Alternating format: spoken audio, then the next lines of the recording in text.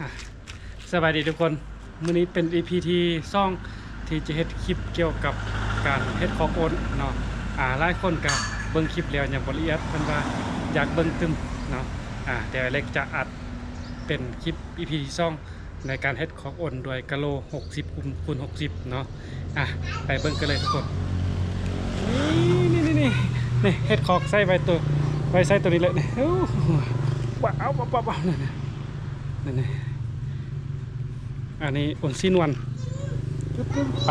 ไปเบิ้งอันวิธีการเฮ็ดคอกันทุกคนสวัสดีทุกคนมาพบกับพอแฟตหน่อย EP ซ่องในการเฮ็ดคอกโอนมื้อนี้เอาบอลที่สะดวกเลยใส่ลงรถทันใดเนาะอุปกรณ์เขามีกาวแล้วก็ปืนยิงกาวกะโล60คูณ60เพียเฮ็ดเป็นกงด้านครับอะไรเราต้องใส่อันนี้เพราะว่าให้มันเที่ยงเราจับแผ่นต่อไปมันจะง่ายขึ้นเนาะมา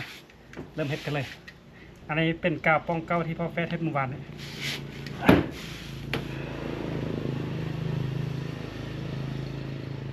อันต้นทะเบียนเขาใส่กาวเบื้องเดียวก่อนในเบื้องนี้เขาจะเอาอันอีแผ่นหนึ่งตัง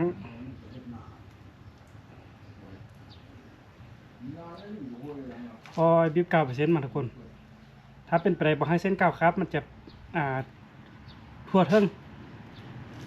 แล้วก็ติดเป็นระเบียบดี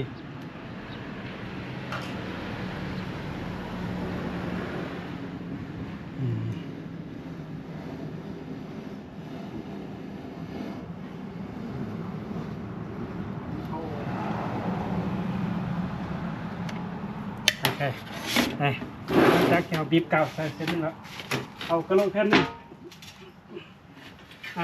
เทคนิคและก็วิธีการง่ายทุกคน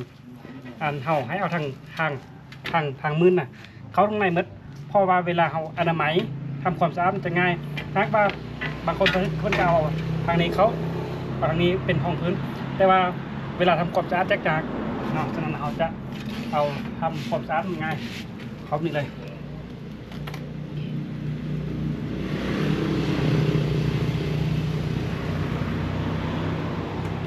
เบิ้งนิ่งดีๆแล้วจับทุกคนมันก็จับเอาต้องจับมันเทียน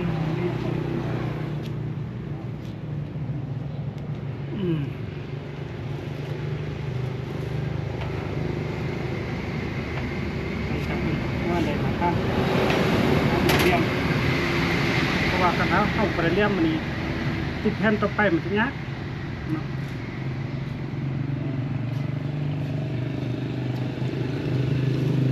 จับมันสำคัญกับแผ่นจิตเลยทุกคนเลยเลี่ยมมันต้องได้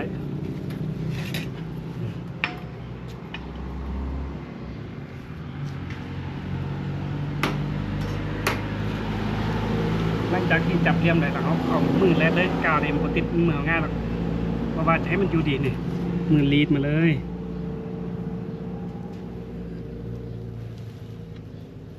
กาวเต็มตัวใดบ่เต็มก็ใส่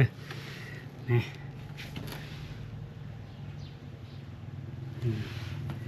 จะเป็นแบบนี้มาเนี่ยบ้านนี้จะเป็นแผ่นที่2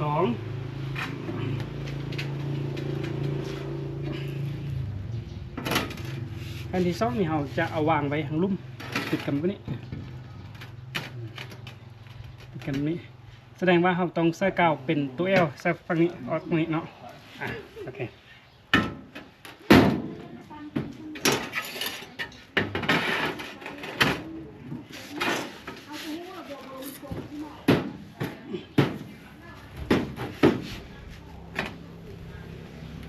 เสร็จก่อนเพราะว่าวันที่กะโลทึกพ้นนะครับมันเปียกมันสีเก่าติดดีนะ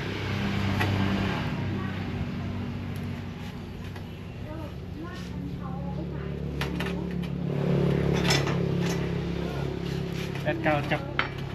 ตามันขึ้นลงโอเคเนาะวันนี้เพราะว่าเราจะตัวนี้ตั้งขึ้นให้มันติดกับพื้นลุ่มตัวนี้ติดพื้นลุ่มแล้วก็ฝั่งนี้ติดต้องใช้เป็นตัว L นี่กันซะ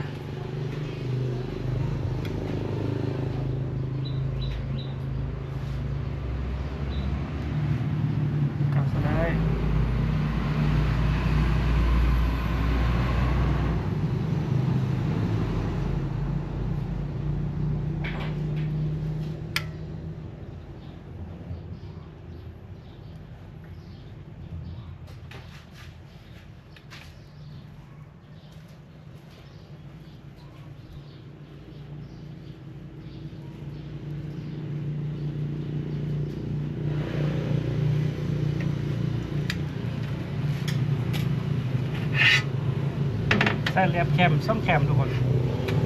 วางสิตังเลย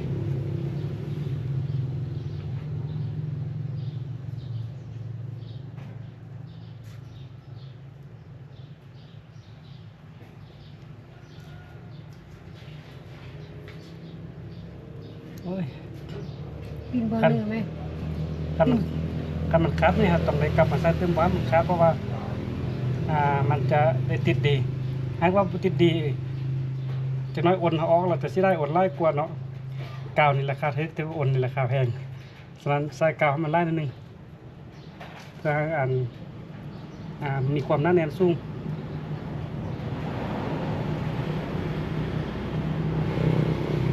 โอเค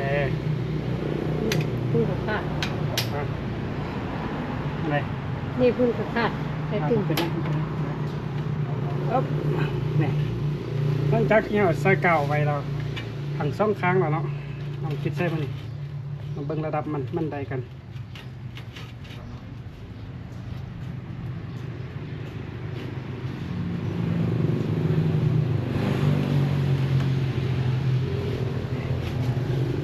เอากระดันเข้าไปดันเข้าไปมันใดเรียบ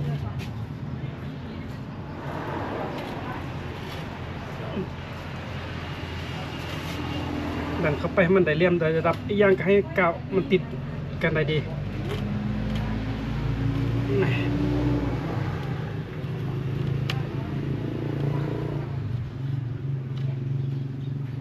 กาวนี้มันจะบ่แห้งไวแล้วก็ถือว่าอยู่ในระดับกลางนะบ่แห้งไวแล้วก็บ่แห้งสาถือว่าติดใจพอดีงาม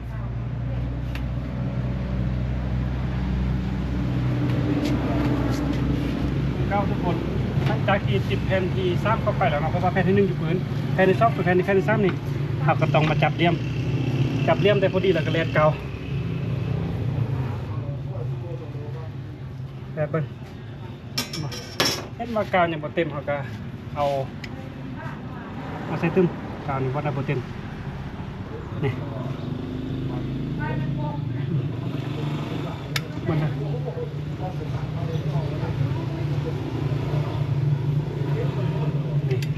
วันที่มันบ่เต็มเขาก็แลดใส่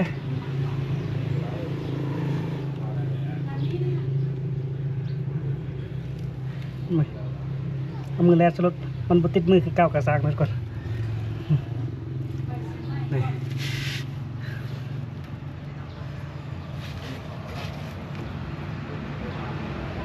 บางนี่พอแฟคิดว่า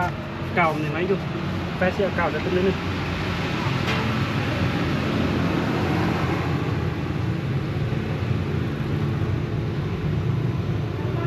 และที่ง่ายแล้วก็ประหยัดงบ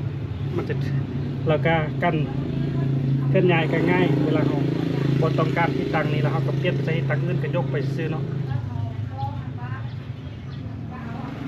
นี่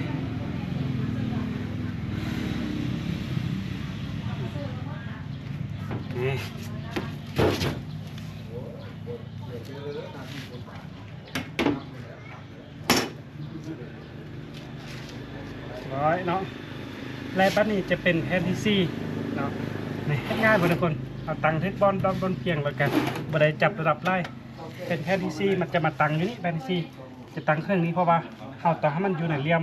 60 คูณ 60เนาะบัดนี้ใส่9คือ9บ่ยาก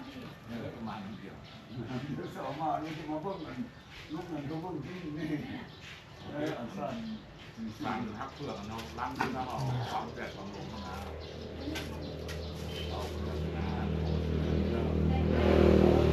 ก้าวใส่ก้าวกระบิดมันแถวแล้วให้มันอยู่ในระดับระวังแผ่นกะโลจะย่องเลยทุกคนนะหากว่าดิบเขาหน้าไล่มันก็กะโลก็ย่องบ่ถึกเนาะก้าวก็บ่ถึกกะโลเฮ็ดให้มันบ่แน่น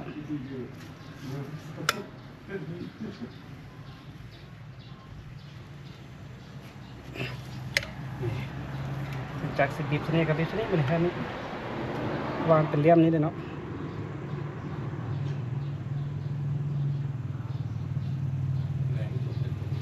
ถ้าเขาจับระดับเรียกว่าจับเหลี่ยมของแผ่นที่1ที่2ได้แล้วนะแผ่นต่อมาก็ง่ายแล้วมันเพราะว่าเป็นระดับเดียวกันเลยหรือว่าเราบ่ได้จับซักเติมอีกเติมที่1ว่าสิซะ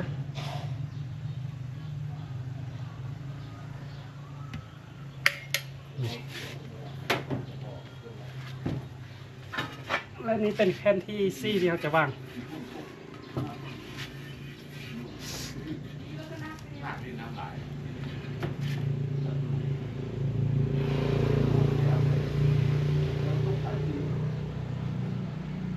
ได้ส่งเพื่อน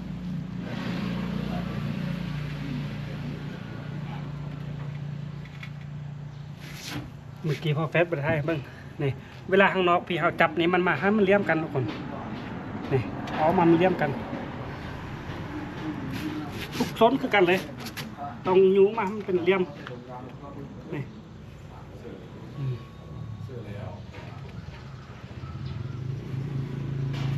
แล้วก็ดันเข้าไปเลี่ยมแบบที่มันบ่เจ็บ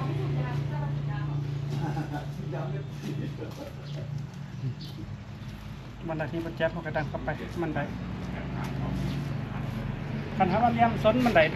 เลี่ยมซ้นมันได้นะถ้าบ่จับอะไรก็ได้ทางนอกเขาก็รีดกาวจะดึงกาวจะแน่นมากให้มันแนบนี่เบิ่งมันก็เสมอกันหากว่ามันบ่เสมอเท่ากับบ่เพียงเท่าเนาะอันนี้มันเสมอกันแล้วก็ถือว่าเพียงแล้วหั่นน่ะเส้นเก้าทุกคนด้านในเอามือรีดไปรถว่ากาวจะได้เข้าห้องติดดีๆนี่ให้เรารีดก่อนวันนี้เห็นว่าบางนี้มีกาวคาดอยู่กาวเต็มเลยเราก็บีบใส่ให้มันแน่น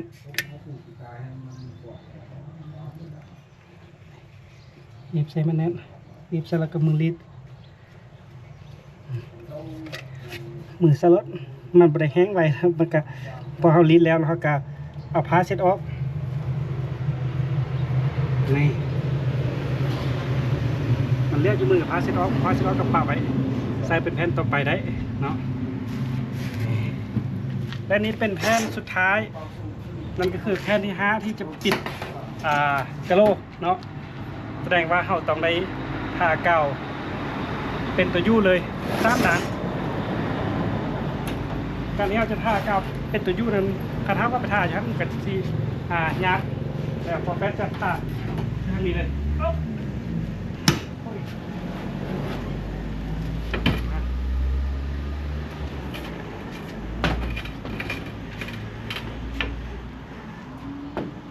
เอาทากาวไปตัวยู่ของกันทา2 ด่านเองทุกคน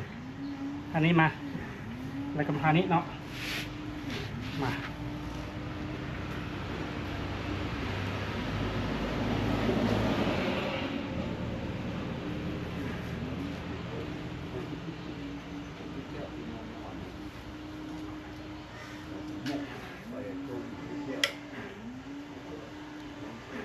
คอยบีบมาเป็นเซตดี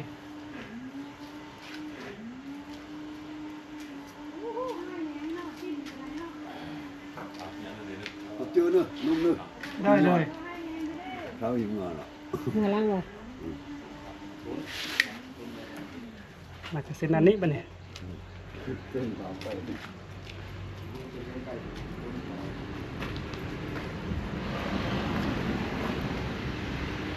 เอาเราอ้อนลูกบอกเถอะว่ะ ไปเฮ็ดทางก่อน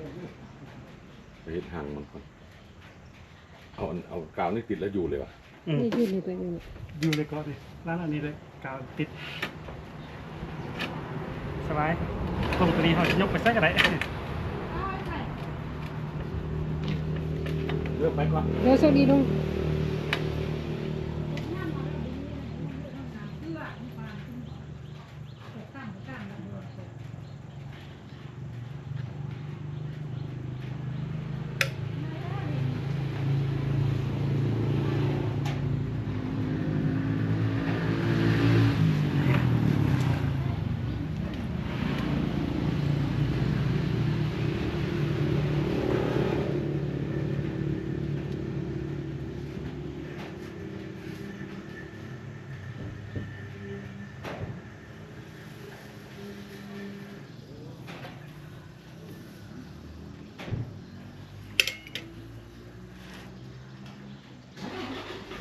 โอเคหลังจากที่เขาติดกาวเป็นตัวยูแล้วมันนี่เตรียมประกอบเขาทุกคน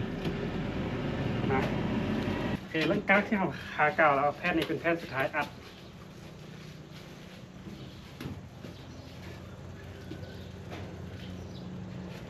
เบิ่งเหลี่ยมให้มันเสมอกัน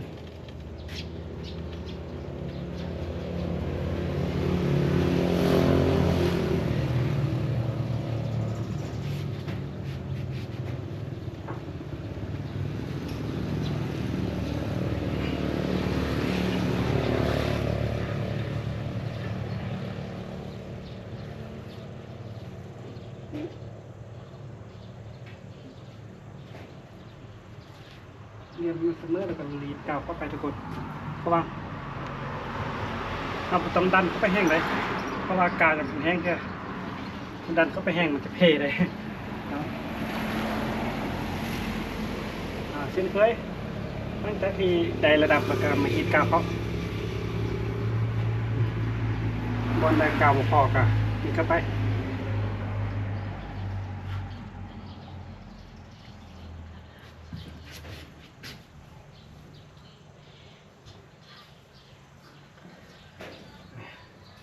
จนได้พอๆกับกระพริบสเต็มทุกคนใช้เวลาประมาณ 15-20 นาทีแหละเฮ็ดต่อของหนึง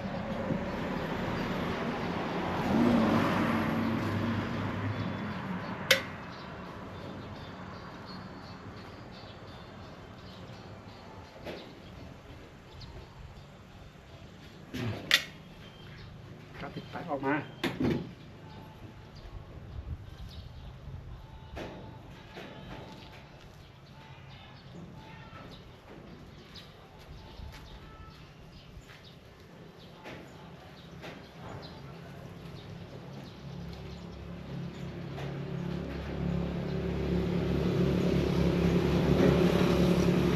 โอเคที่ว่าเป็นอันสมบูรณ์แบบในการเฮ็ดคอกเซออนใส่แบบกะโลที่ประหยัดเนาะนี่แล้วละทุกคนดูละเนาะเป็นกลมแบบนี้เลย